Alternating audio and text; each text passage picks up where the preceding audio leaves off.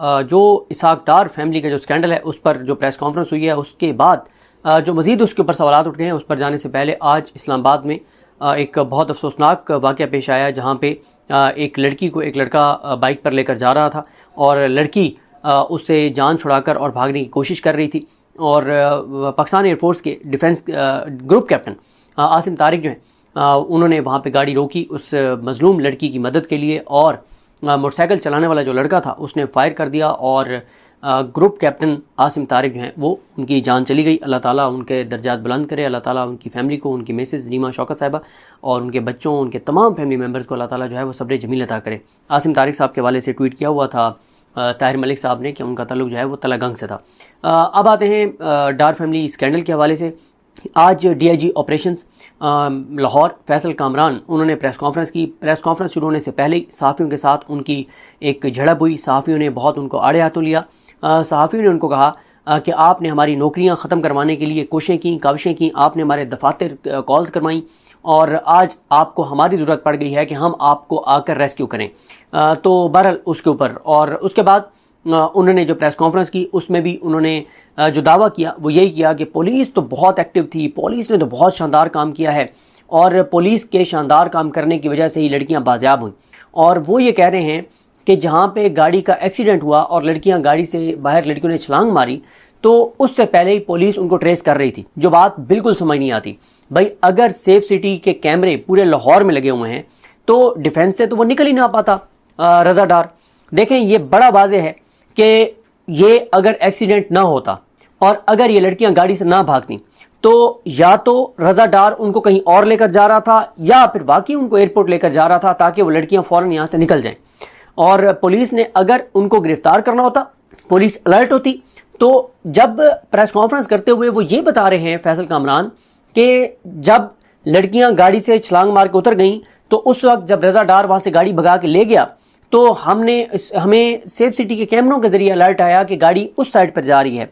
तो जब वहां से उसके भागने के बाद अलर्ट दे रहा था सेफ सिटी के कैमरे, तो जब वो डिफेंस से निकले थे, घर से निकले थे, हर गली के बाहर कैमरा लगा हुआ है और अब तो पुलिस ने जो प्राइवेट कैमरे लगे हुए हैं उनकी भी एक्सेस ले ली हुई है। तो उसी वक्त अलर्ट आ जाता कि वो इस गली में और उसी वक्त आप उनको रोक लेते, पुलिस उनको रोक लेती। ये बिल्कुल कहानी नहीं मानी जा सकती। ये वाज़ेह है कि या तो वो उनको कहीं और लेकर जा रहा था रज़ा डार या उनको एयरपोर्ट ही लेकर जा रहा था ताकि लड़कियां जो हैं वो एयरपोर्ट से जो है वो निकल जाएं और ये कहानी ठप हो जाए या पाकिस्तान से बाहर जाकर जो करती रहें यहाँ पे ना हो। दूसरा ये है कि उन्होंने एतराफ़ कर लिया है कि मरियम नवाज़ से भी उन्होंने ऑर्डर्स लिए हैं। कैसे? उन्होंने जब ये बताया कि क्योंकि ये एक हाई प्रोफाइल केस था और हमने अपने हाई एप्स को बताया, हमने वज़ीर आला साहिबा को बताया और वज़ीर आला साहिबा ने कहा कि एक पहली बार एतराफ़ कर रहे हैं कि हमने उनको ऊपर हुकूमत को इन्फॉर्म किया और उन्होंने हमें कहा कि आप मेरिट के ऊपर काम करें। फिर ये भी कह रहे हैं कि मरियम नवाज़ की मुझे कॉल आई और उन्होंने कहा कि 100% आप मेरिट करें, किसी के इन्फ्लुएंस में आपने नहीं आना। तो पुलिस क्यों ऑर्डर्स ले रही थी मरियम नवाज़ से? क्यों पुलिस ने ऊपर रब्ता किया कि जी ये इसहाक डार फैमिली का एक मेम्बर है और अगर भाई आपको तो ज़रूरत ही नहीं थी ऑर्डर्स लेने की। तो इसके अलावा इनके अपने जो नून लीग के बहुत क्लोज सहाफ़ी रहे हैं, आजकल इनसे पता नहीं नाराज़ हैं, उसकी वजह क्या है मुझे नहीं पता। वो ये इंकशाफ कर रहे हैं कि फैसल कामरान पे भी इल्ज़ाम लगा रहे हैं कि ये भी इस जुर्म में शरीक है। मरियम नवाज़ पे भी इल्ज़ाम लगा रहे हैं कि मरियम नवाज़ अपने रिश्तेदार को बचाने के लिए काम कर रही है। और इससे पहले फैसल वाडा भी ये इंकशाफ कर चुके हैं कि हुकूमत इस सारे मामले को दबाने की कोशिश कर रही है, जाली रिपोर्ट्स बनवाने की कोशिश कर रही है। तो ये 12 सवालात मजीद उठ गए हैं इस प्रेस कॉन्फ्रेंस से। ये अभी तक किसी इदारे ने कार्रवाई शुरू नहीं की कि जब कल जियो पे अपना मौक़िफ़ दिया शरीफ ख़ानदान ने, डार ख़ानदान ने, उन्होंने कहा कि जी फ्रॉड तो रज़ा डार के साथ हुआ है।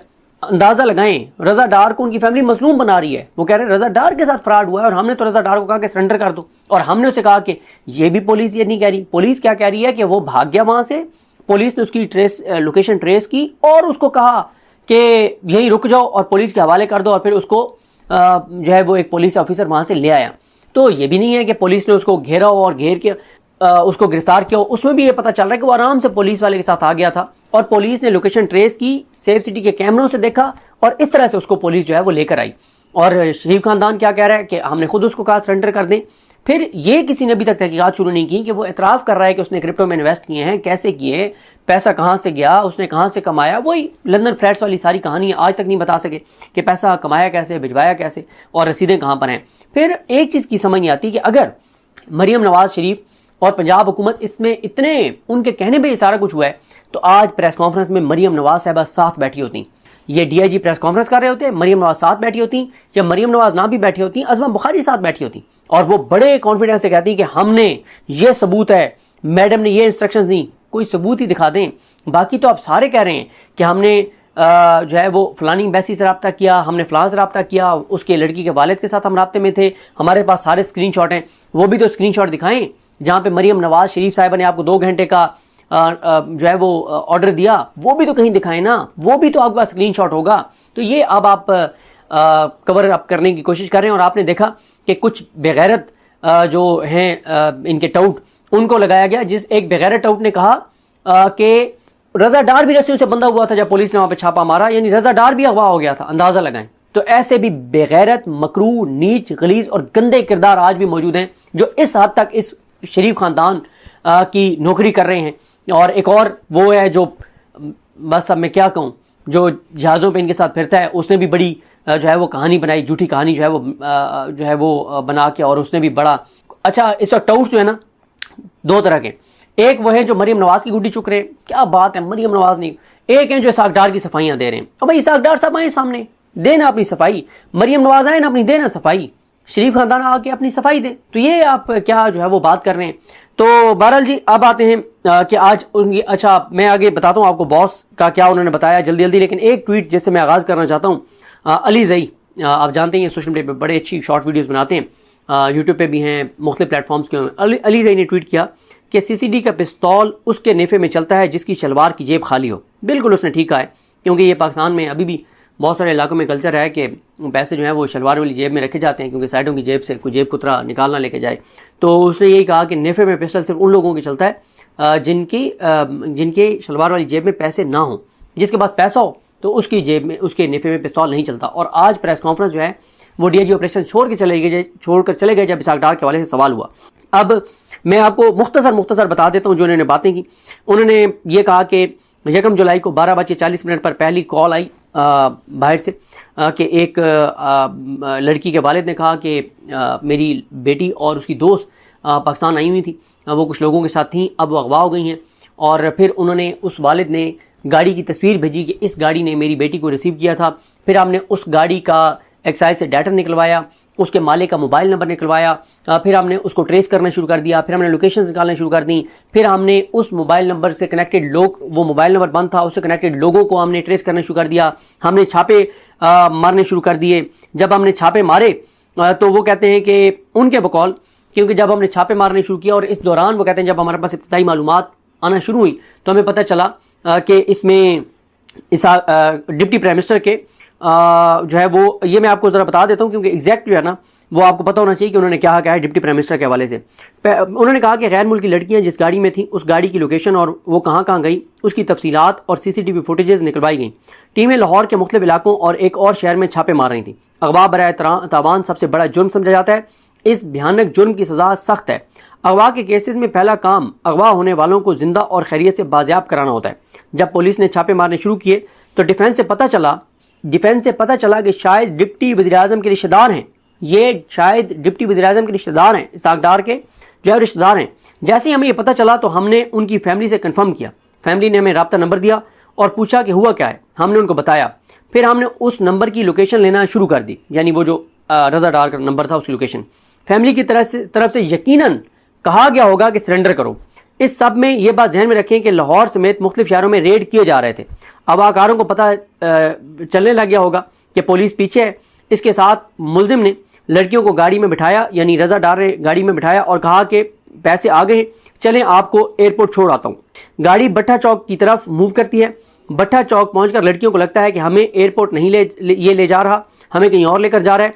अब ये आप बहुत गौर से सुने कि ये डीआईजी ऑपरेशन खुद ये बात तस्लीम कर रहा है। क्या वो कहता है कि उन लड़कियों की ज़हनी हालत जहन में रखें कि वो बैरून मुल्क से आई थी और बहुत खौफजदा थी, क्योंकि एक मुल्क में यानी पाकिस्तान में उनको अगवा किया जाता है उनके साथ गन पॉइंट, हथियार, तेजधार आले और शीशे की नोक पर ज्यादती होती है। मान रहा है डीआईजी ऑपरेशंस के उनके साथ ज्यादती हुई है, मान रहा है कि उनके साथ ज्यादती हुई है। यह बहुत बड़ी डेवलपमेंट है कि डीआईजी ऑपरेशंस अपनी प्रेस कॉन्फ्रेंस में मान रहा है कि वो लड़कियों के साथ ज्यादती हुई है।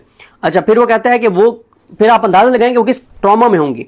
वो लड़की वो गाड़ी से छलांग मारती हैं और निकलती हैं। वो लड़कियां क्योंकि अपने वालिदैन के साथ राब्ते में होती हैं, तो एक लड़की अपने वालिद को कॉल करती है और वो वालिद पुलिस ऑफिसर के साथ उनकी कॉन्फ्रेंस कॉल कराता है। लड़कियां बताती हैं कि हम भाग गई हैं, और उसके बाद वो कहते हैं कि जब उस एक लड़की का वालिद अपनी बेटी और लाहौर पुलिस के एएसपी के साथ कॉन्फ्रेंस कॉल करता है और लड़की बताती है कि हम भाग गई हैं, तो पुलिस फौरन जाए वकुआ पर पहुंचती है। गाड़ी इसलिए रुकी थी क्योंकि गाड़ी का एक और गाड़ी से एक्सीडेंट हुआ था। लड़कियां जिस फिल्टर हाउस में जाती हैं वहां उनके पास एक ट्रैफिक एहलकार और एएसपी पहुंचते हैं, वो इनसे बात करते हैं। जब लड़कियां गाड़ी से निकल जाती हैं तो मोहम्मद रजा डार वहां से भाग जाता है। सेफ सिटी में अलर्ट आता है कि गाड़ी किस तरह मूव कर रही है। मतलब सेफ सिटी उस वक्त तो बता रहा है जब रजा डार वहां से लड़कियां उतर जाती हैं और रजा डार निकलता है। सेफ सिटी अलर्ट उस वक्त क्यों नहीं आया जब रजा डार जो है वो घर से निकला था, डिफेंस या जिस जगह पे भी था वहां से निकला था, वहां पे सेफ सिटी ने क्यों नहीं बताया? सेफ सिटी ने उस वक्त क्यों बताया जब लड़कियां बाहर निकल आई थी और उन्होंने शोर डाल दिया था और 15 पे कॉल ऑलरेडी चली गई थी एक शहरी की तरफ से जिसका यासिर शामी ने इंटरव्यू किया।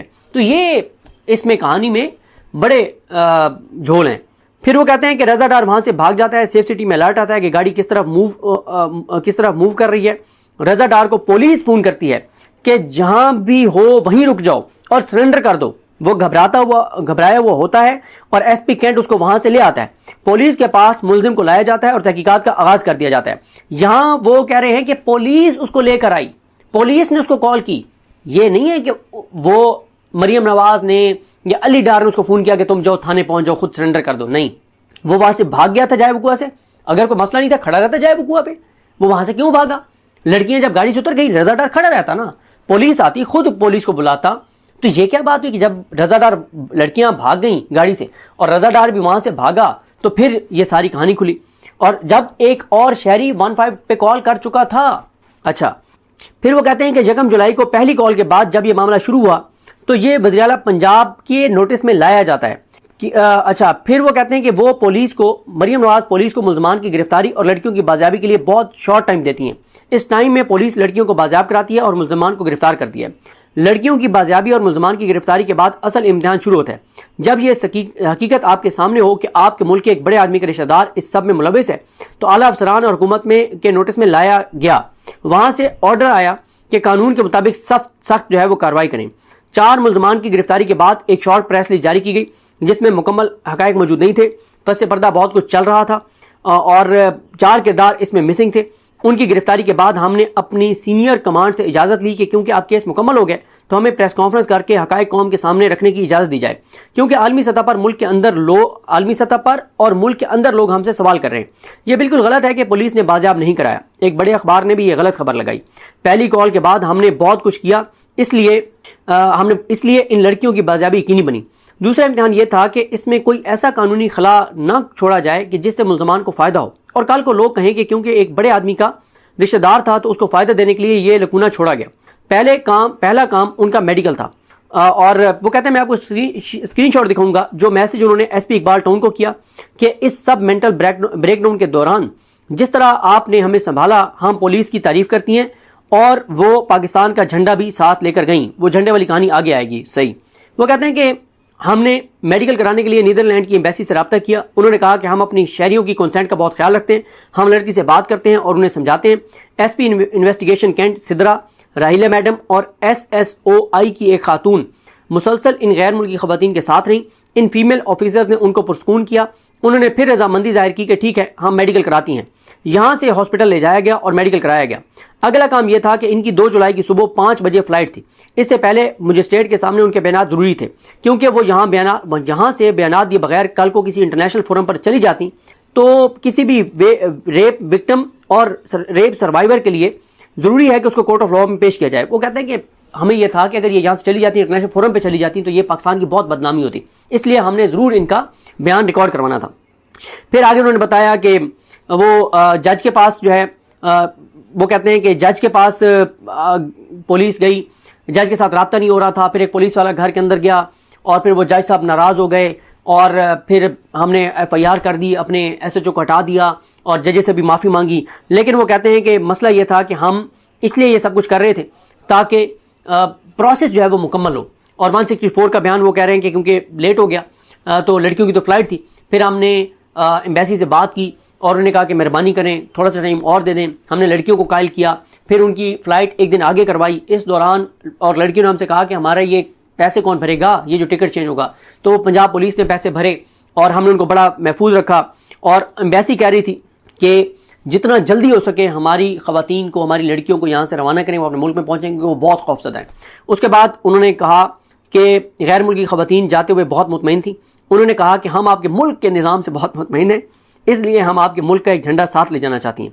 फिर रात को 3:30 बजे एक झंडा मंगवाया गया और उनको पाकिस्तान से रवाना किया गया। वो कहते हैं कि चारों मुल्ज़मान को आम मुल्ज़मों की तरह हथकड़ियों में अदालत पेश किया गया। बिल्कुल ये मैं नहीं मानता। आम मुल्ज़मान को तो कपड़ा शेरों पे डाल के और उनकी तजलील करके उनको लाया जाता है, मीडिया उनसे सवालात कर रहा होता है, कोर्ट रूम में सारे रिपोर्टर मौजूद होते हैं, 164 का बयान हो, इनकी पेशी हो, मीडिया नहीं अलाउड था। अब देखते हैं कि अब जब इनको पेश करना है तो मीडिया वहाँ पे होता है या मीडिया को नहीं जाने दिया जाता, इससे वाज़ेह हो जाएगा। फिर वो कहते हैं कि तफ्तीश के दौरान हमने मुल्ज़मान से बहुत सी चीज़ें बरामद कर ली हैं, जिनमें से एक लड़की का मोबाइल इस सब में इस्तेमाल होने वाली गाड़ियाँ भी हैं। अब क्या लड़कियों के मोबाइल का फोरेंसिक कराया गया है? मतलब CDR निकलवाई गई है? अभी बहुत इसमें चीज़ें हैं कि वो सामने आती हैं या उनको दबा दिया जाता है। चीज़ों का फोरेंसिक करवाया गया नहीं, जाए वकूआ से सबूत इकट्ठे हुए नहीं हुए, बहुत सारी चीज़ें हैं। अच्छा, उसके बाद वो कहते हैं कि हम चाहते थे कि सारे लोग गिरफ्तार हो जाएं, तब हम प्रेस कॉन्फ्रेंस करें। तो अब सारे लोग गिरफ्तार हो गए हैं, केस मुकम्मल हो गया है। इस केस में कानूनी तकाजे पूरे किए गए हैं। मरियम नवाज शरीफ की भी कॉल आई, वज़ीर आला पंजाब की। वो ऐसे हसास केसेस में हर मुतलका पुलिस अफसर को कॉल करके कहती हैं कि आपने 100% मेरिट करना है। उन्होंने मुझे भी यही कहा। वो कहते हैं कि बॉस जो है वो वलीद नामी एक शख्स है जो गुंडा और एक बुरा किरदार है, उस पर पहले ही 10 पर्चे हैं। लड़की को जब अब आप अंदाज़ा लगाएं कि जिसको रज़ा डार बॉस कह रहा है, पुलिस के मुताबिक वो एक बदनाम शख्स है, गुंडा है, बद किरदार है, और उस पर पहले 10 पर्चे हैं। जो रज़ा डार का बॉस, जिसको रज़ा डार वगैरह बॉस कहते हैं, बॉस बॉस बॉस। और वो कहते हैं कि लड़की को जब बॉस वलीद की तस्वीर दिखाई गई तो उसने सिर्फ पहचाना नहीं बल्कि चीखें मारना शुरू कर दी। अच्छा, अब वो कहते हैं कि अब उन्होंने वाज़ेह कर दिया कि ये केस CCD को नहीं दिया जाएगा। अब तक 8 गिरफ्तारियां हो चुकी हैं। और जब इसहाक डार साहब का सवाल हुआ तो वो प्रेस कॉन्फ्रेंस छोड़ के चले गए और उनके खिलाफ शेम के जो हैं वो नारे भी लगे।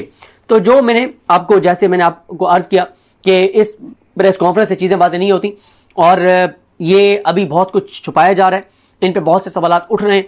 और असल जो है वो देखना होगा कि जब वहाँ पे इनको अब पेश किया जाता है, कोर्ट रिपोर्टर्स को जाने दिया जाता है, नहीं जाने दिया जाता, अदालत के अंदर क्या सूरत हाल होती है, और ये केस CCD को क्यों नहीं दिया जा रहा। भाई इतनी आप बाकी केस में तो सिर्फ एक वीडियो आती है कि एक शख्स जो है वो लड़की को हाथ से छेड़ा है और उसके बाद उसके नेफे में पिस्टल भी चल जाता है, उसके बाजू भी टूट जाते हैं, उसकी टांगें भी टूट जाती हैं।